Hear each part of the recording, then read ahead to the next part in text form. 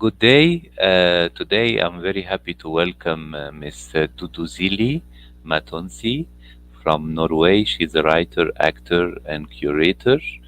Good day, Duduzile. How are you? I'm good. How are you? Thank you very much for joining the live. I see you've been doing acting, writing, and also curating. So tell us a little bit about yourself, your upbringing until you became a professional actor, writer, curator in Norway, Oslo. Wow, where do I even begin? I come from South Africa, from a small town in accordance to South Africa, called Zanin, a tropical area. And yeah, I got my first agent when I was 12. But my parents got cold feet, and so I ended up just doing like school theaters and performance. And I've always known that this is something that I wanted to do. And by 19, I was on radio, campus radio. My parents didn't want to pay for acting, so I had to go study something else. So I studied linguistics.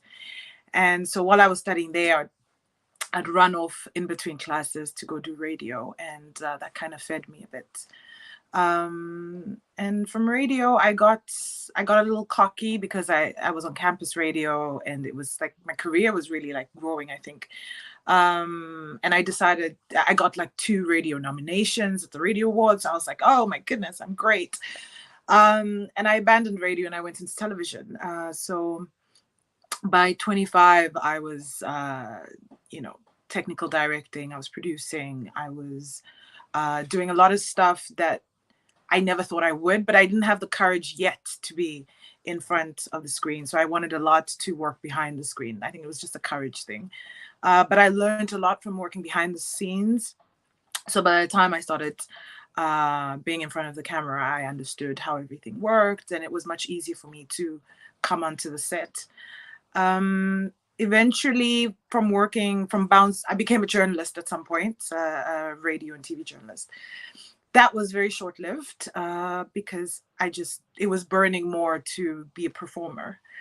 So I eventually decided that, okay, I'm going to go study. And Norway was an option in my path. And I applied to the theater school and I made it in. And everything happened within 6 months. I packed up my bags and I left. And I ended up graduating as the first Black woman in my institution. This was in 2019. And so I had a theater piece that was my graduation piece.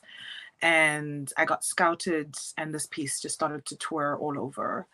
And yeah, in between that, a little bit of television, curating some of my own work, but also curating small projects like festivals and stuff like that. Yeah, I think that kind of is like narrows down who I am in a nutshell, or the journey that came to this. Writing has always been a love of mine, but at the same time, I think all my skills become like this. What's this? Like this interception, like they all come together and they all contribute to how I operate or what I need to do. And I think that's the interesting part about a lot of my work, is that I enjoy tapping in different mediums and not just being an actor, but I also enjoy doing voice work or dancing or writing. Like there's just so many outlets, or like investigation, which is coming from the journalism. And I think that in itself gives me like a bigger perspective, or like a bigger insert into my work. And not only just an actor or only just a writer, but I'm also a producer and director. So there's just so many things that come together, which I think is really interesting. Yeah. Great. You are from South Africa. I had the privilege of visiting Durban Festival 2 times as jury, and this year I was third time jury, but we did all the jury deliberation online. So I was jury in Durban Festival 3 times, and I love South Africa. love is cinema, and love it has been like a very good African location for international productions as well. Mm. And but I want to ask you, being an artist from African origins in Norway, are there any, I mean, depiction of African characters in theater and in cinema in Norway and in the Nordic region of Europe right now? I mean, I can't really speak so much for the Nordics, but I guess they operate the Yes. same. But I think there's the Nordics and Scandinavia in itself are very, very far behind in terms of like diversity and introducing other characters that are not as homogenous as the society is. And I feel like Norway has a bit of a refusal almost of wanting to acknowledge that there is an immigration, that they are different people that are coming into place. I mean, like, just for instance, less than a month ago, there was an outrage because a model wore the traditional garment, and she looked mixed, she looked biracial. And of course she was connected to her Norwegian heritage, and people were so mad that they sent emails to the manufacturer, the company that manufactures these bunads, which is traditional Norwegian wear. And I was just like, in 2022, people are sending emails in outrage to say that no, this model should be white. And so it just gives you the sense of like what you're dealing with. When I was studying, it dawned on me. A friend of mine had gotten a role, and she couldn't make it, and it was like an English role. And so she said, "Oh no, I have a friend who's a great actor, and I think she could do it." And they're like, "Okay, great, give us her name, blah blah." She sent my name, and the first thing, they were just so alarmed, and they were like, "Oh, I'm sorry, like, where is she from?"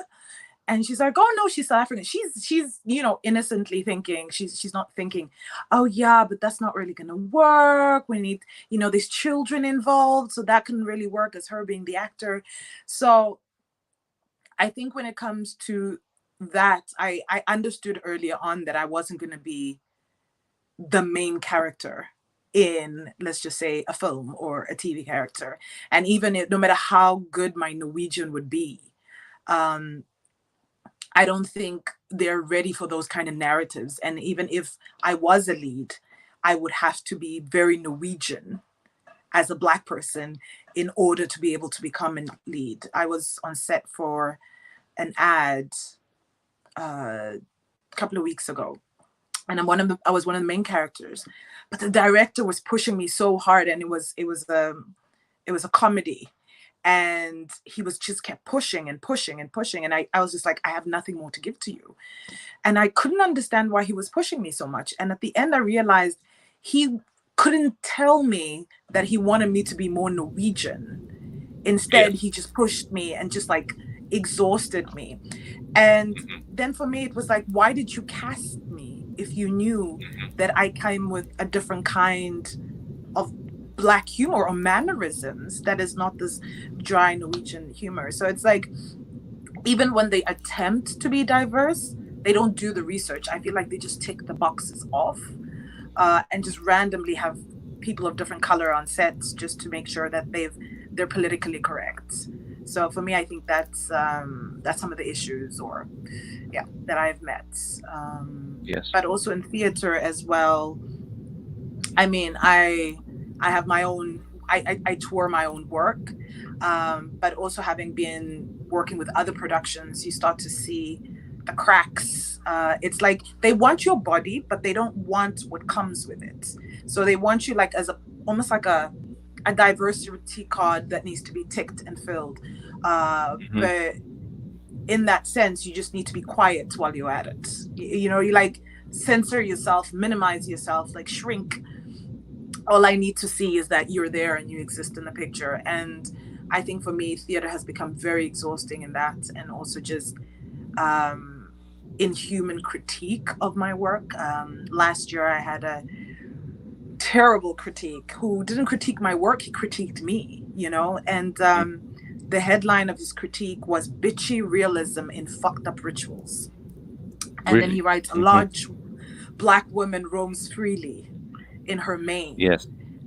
And so, yeah, there's these endless levels of, I think, not knowing what to do with outsiders, but somehow wanting to accept, but not quite there yet. So I think the Nordics and Scandinavia are pretty far behind in terms of like conversations of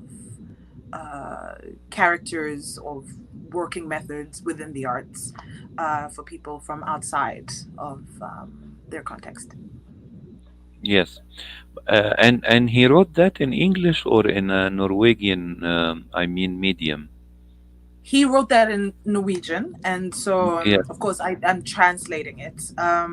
Yeah. He wrote that, yeah, and it became a huge conversation Uh-huh. in the contemporary arts about the gaze of the critic's gaze, and how most people of color don't want white people to critique their work because you don't understand the full scope or even have the bandwidth to even attempt to understand what my work could potentially be. And if it's Yes. not within the Eurocentric gaze, then therefore it's not uh, it's not good. You know what I mean? So and then so you meet some of that as a creator as well, not only as an actor, meeting some of that resistance as well of like, okay, so what do you want me to create? Because what I create comes from within me, from my Africanism. And if you're going to put Yes. that into rituals and call it fucked up, Hmm. and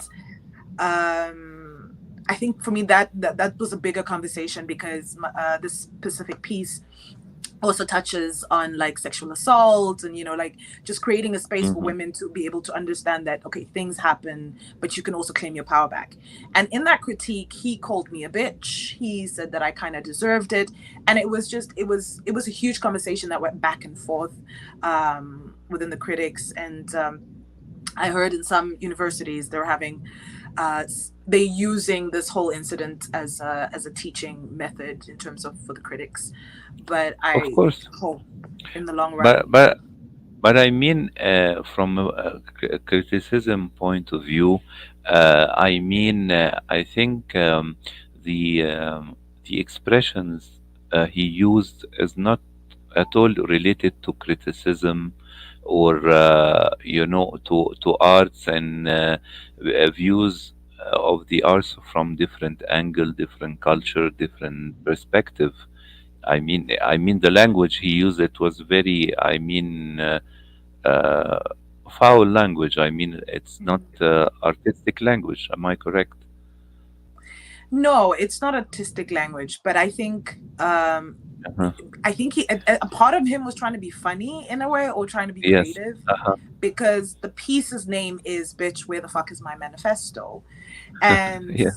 so so I think he was trying to grab onto that, but then at this, On like, the he just, title. yeah, and then he just like dug himself into a big grave.